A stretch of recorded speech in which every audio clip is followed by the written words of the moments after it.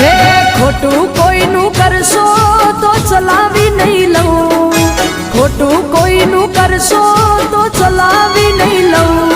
જો વળગું હું તો માતા હવાર પડવા રે નહીં દઉં.